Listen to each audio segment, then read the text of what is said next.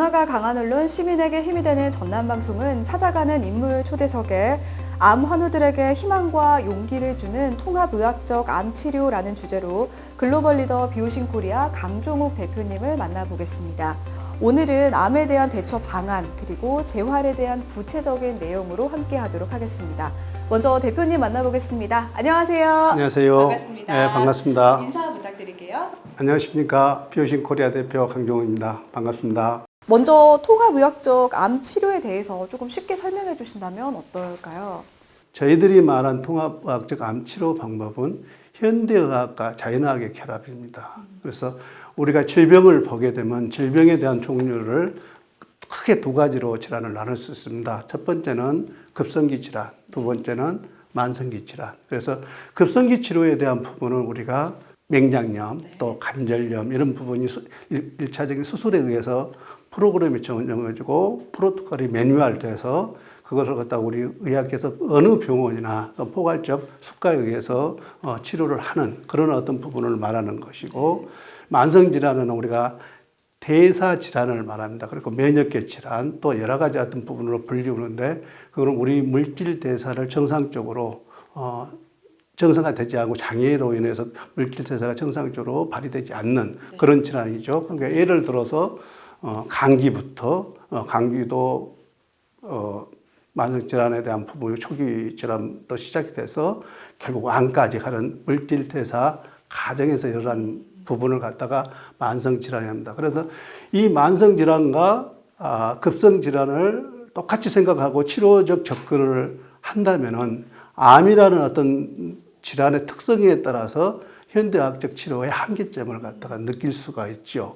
현대의학적 암 치료의 한계를 어떻게 극복할 것인가, 이런 부분에 상당히 우리가 고민을 하게 되잖아요. 그래서 하나 예를 들어서 우리나라에 국립암센터가 있지 않습니까? 거기에 유명한 이암센터로 계시는 모 교수님이 계셨어요. 근데 그분은 우리 1차적 암 치료, 이암 치료의 대가이신데 어떤 이암을 치료하는 과정에서 현대의학적 매뉴얼들을 했겠지 않습니까? 그런데 자기가 어떤 독일에 가서 컨퍼런스에 갔겠죠. 그래서 거기 가서 보니 특정 효소, 예를 들어서 키모트랩시나 글로멜라닌 이런 복합 효소를 이암 수술 후에 그걸 투여했을 때 자기 수술을 한 후에 암이라는 특성, 재발 또 전이가 완전히 감소된다는 것을 알았습니다. 그래서 그 복합 효소를 어떻게 자기가 수술하는 환자들한테 투여할 것인가 고민을 했고, 또 그 고민에 대한 부분에서 실제로 했더니 실제적으로 자기가 수술하는 환자와 다른 병원에서 수술하는 환자에 대한 전이 재발이 훨씬 낮아졌다는 그런 사례들을 보면서 그분이 수술하는 어떤 부분 명기가 된 거죠. 이것이 이제 우리가 현대학적 수술의 플러스 혁신적인 치료 방법을 가미하는 사례고, 우리가 좀 많이 알고 있는 부분에서 우리가 미국의 MD 앤더슨 병원 있죠. 우리 삼성의 이건희 회장님도 그렇게 삼성암센터가 있음에도 불구하고 미국의 MD 앤더슨 병원을 선택하는 부분이 있었지 않습니까? 그건 왜 그랬을까 우리가 생각을 해봐야 됩니다. 그래서 우리나라의 메이저 암센터 중에 하나가 삼성으로 암센터인데 왜 그 부분을 갖다 치료받았을까? 이런 부분을 생각했을 때 그건 답은 하나입니다. 왜 그러냐면 치료적 접근 방법이 틀리다는 거죠. 이제 MD 앤더슨 병원은 1차적으로 면역의 중점을 뒀고, 또 면역의 중점을 두고 통합의학적 접근을 했고, 또 혁신적인 방법을 도입했다는 거잖아요. 그래서 이제 우리가 부분에서는 그런 어떤 맥락을 봤을 때 현대의학적인 암치료의 트렌드는 면역을 중심으로 들어간 치료, 이 부분을 우리가 선택을 할 수밖에 없다. 그래서 우리 많은 암 환자들이 암의 특성을 알고 거기에 대한 선택권을 가질 수 있는 그런 프로그램들이 제공되어야만이 암 환자들이 온전한 치료를 하면서 기대치를 충족시킬 수 있던 것이 통합의학적 암치료의 접근 방법이라고 할 수 있습니다. 예. 그러면 대표님, 사실 암이라는 게 굉장히 먼 나라 이야기일 것만 같아요. 그리고 같았으면 좋겠고요. 근데 실제로 암 진단을 받으면 상당히 당혹스럽고 당황스러운 게 사실인데 어떻게 대처를 좀 해야 될까요? 나한테 이렇게 암이 진단됐다고 한다면 당황할 수밖에 없고, 또 이렇게 하면 치료 방법에 대한 부분을 대비하지 않았기 때문에 의존을 하는 거잖아요. 그래서 자, 우리가 그런 부분을 준비하지 않으면 당할 수밖에 없습니다. 그래서 우리가 암에 진단됐을 때는 가장 물질 대사로 규정하고 거기에 대한 면역에 중점을 두고 조치를 할 수 있는 여러 가지 어떤 자연의학적 접근 방법을 했다 한다면은 그 기간에 수술하는 그 대기하는 기간에 면역을 중심으로 하는 치료를 선택할 수 있잖아요. 그런데 그것을 준비하지 않는 사람들은 결국 그때까지 기다리고 방치하는 상태에서 거기에 수술 날짜만 기다리는데 아무런 조치를 하지 않지 않습니까? 하나의 또 예를 든다면은 제가 잘 알고 있는 약사님이 췌장암에 걸리셨어요. 췌장암은 상당히 통증도 있고 전이가 빨리 진행이 되는 어떤 암인데 그 어머님 사례에서 내가 느꼈을 때는 뭐냐면 암이 진단되기 때문에 모든 가족들이 전부 다 울고 거기에 막내딸이라는 부분이 와서 울고 난리였죠. 그런데 그때 제가 이제 그 어머님에 대한 상담을 했었는데 그 어머님한테 하는 거예요.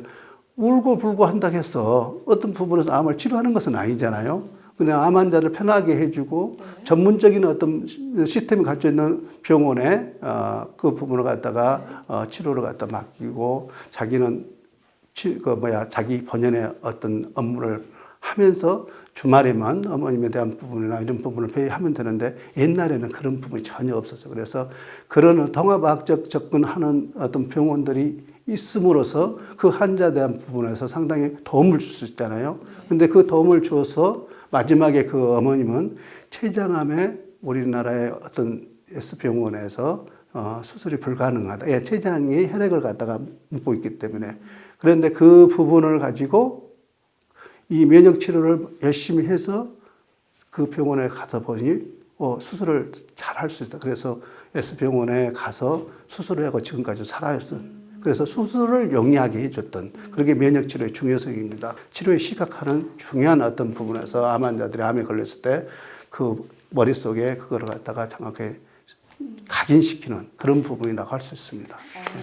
대표님 방금 말씀 중에 그 치료의 시각화라고 하셨는데 이 정확히 어떤 건가요? 치료의 시각화는 우리 뇌세포에 암이라는 그림을 그리는 거죠. 우리는 암을 물질대사 질환이다 이렇게 생각을 하잖아요. 그러면 물질대사 질환의 가장 기본적인 물질대사 장애로 암세포로 인해서 장애가 왔을 때 내 몸에서 어떤 변화가 일어난다. 그러면서 현대의학적 치료의 부작용들, 치료했을 때 내 몸 변화는 어떻게 될 것인가. 이제 이런 어떤 부분을 내 머릿속에 전체 그림을 그리는 거죠.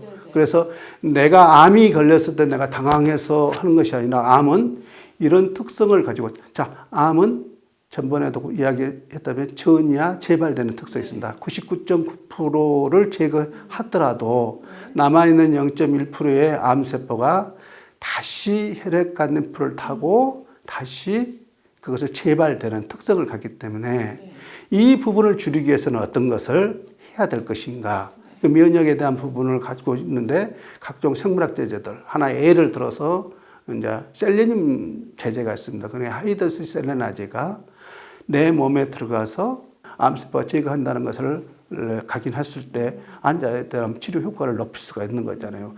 가장 이 치료의 시각화의 가장 핵심은 의사가 왜 이 약물, 왜 이 항암 이런 부분을 치료하는 건가를 환자한테 전달하는 것입니다. 소통입니다. 환자는 의사가 투여했던 약물들 이런 부분 내 몸에서 어떤 변화가 일어난 것을 받아는 거죠. 피드백을 받은 거죠. 그래서 치료의 시각화는 의사와 환자의 소통이라고 할 수도 있습니다. 그래서 그것이 매우 중요한 어떤 부분에서 서로 소통이 되게 되면 하나가 되는 거잖아요.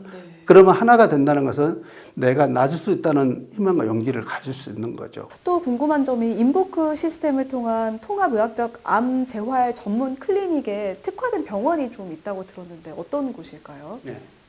치료에 대한 목적을 실행하기 위해서 암 재활 전문 클리닉이 있는 것이거든요. 그래서 치료가 되지 않는 프로그램들은 프로그램이 아닙니다. 그래서 저희들은 이제 이런 여러 가지 어떤 상업적으로 이용되는 어떤 프로그램이 한계에 있고, 이제 우리가 독일처럼 진정한 암 재활 전문 클리닉이 필요하다라는 부분을 생각했습니다. 그래서 암 재활 전문 클리닉의 가장 모태는 그런 프로그램이 있어야 되니까 이 프로그램에다가 그 프로그램을 실행할 수 있는 하드웨어, 그 시설과 어떤 우리 장비들이 구축됐고 그거를 가지고 암 환자들한테 이런 통합의학적 프로그램을 적용시켰을 때 치료가 될 수 있는 그런 어떤 부분이 있어야 된다고 생각합니다. 그래서 그런 어떤 시스템을 만드는 것이 암 재활 특화된 병원 이런 부분에서 그 병원에 대한 치료 대상들은 어떻게 해야 되냐라고 하면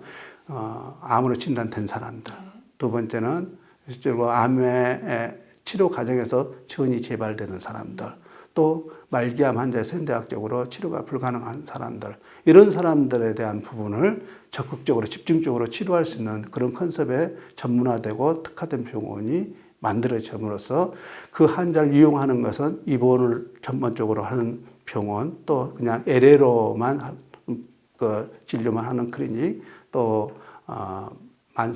말기암 환자들만 할 수 있는 전문 클리닉, 이런 것을 만들어가는 것이 앞으로 의학계에 대한 바람직한 방향이기 때문에 저희들이 거기에 대한 컨셉을 제공하고 있습니다. 예. 네. 오늘도 역시 암 환우들을 위해서 정말 다양한 말씀 해주시고 잘 몰랐던 내용들 이렇게 말씀해 주시니까 참 도움이 많이 되는 것 같은데 앞으로 우리 또 암 환우들을 위해서 헌신하고 계시는 비전과 계획이 있으시다면 어떤 게 있을까요? 내가 암에 걸렸을 때 내가 치료할 수 있는 병원, 내가 그런 어떤 부분에 가족이 암에 걸렸을 때 치료하는 병원을 만드는 것이 저희들 꿈이거든요. 그렇기 위해서 이제 저희들이 하는 부분에서 항상 암 환자들하고 아름다운 동행을 모토로 하고 있어요. 그 아름다운 동행의 목표는 이제 우리 닥터 하그가 이야기했던 암 환자 희망과 용기를 주다. 포기하지 않고 그거를 가지고 끝까지 최선을 다한다. 이런 모토거든요. 그래서 저희는 이제 그런 부분에서 암 환자는 내 가족, 내 이웃이다. 이런 슬로건도 걸었고, 이제 우리가 경영에 대한 부분에서 한마디 말씀드린다면은, 사람을 살리고 돈을 버는 방법과 사람을 죽이고 돈을 버는 방법 두 가지가 있다면 선택을 어떻게 하겠어요? 살리고죠. 그 부분에 대한 부분입니다. 그래서 암 환자를 살리고 돈을 벌 수 있는 방법. 이제 이 부분을 선택하는 거죠. 그것이 올바르고 옳은 길이기 때문에 그런 거잖아요. 그래서 이제 저희들이 하는 부분 돈이라는 것을 한번 우리가 생각해 봅니다. 우리가 하는 목표를 암 환자들을 살리고 어떤 부분에서 돈을 벌 수 있다는 방법을 목표로 세운다면은 그 목표를 향해서 우리가 꾸준히 옳은 길을 갔을 때 돈은 자연적으로 이렇게 따라온다는 그런 철학을 제가 갖고 있습니다. 그래서 앞으로 그런 어떤 부분에서 우리가 함께 할 수 있는 그런 암 환자하고 아름다운 동행을 같이 할 수 있는 그런 길을 선택할 것입니다. 네, 정말 아름다운 동행이란 말이 기억에 남는 것 같습니다. 지금까지 암 환자들뿐만 아니라 건강한 사람이 들어도 도움이 되는 중요한 말씀들 많이 해주셨는데요. 특히 암으로 진단되었을 때 어떻게 해야 되는 대처 방안과 그리고 면역치료 중요성 등 암 환우들에게 희망과 용기를 주는 통합의학적 암 치료에 대한 가이드를 제시해 주셨습니다. 오늘도 귀한 시간 내주셔서 정말 감사합니다. 감사합니다. 네, 지금까지 강종욱 대표님과 함께했습니다. 시청자 여러분 고맙습니다.